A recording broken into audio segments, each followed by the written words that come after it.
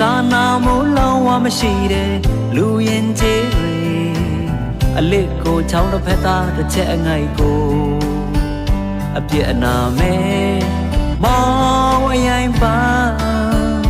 တန်စင်နဲ့မောင်တစ်ပွင့်ပါ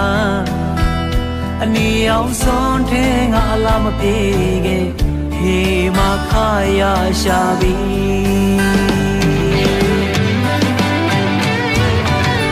စီလေငါပြန်ပြူတဲ့ရေပြင်ဟာ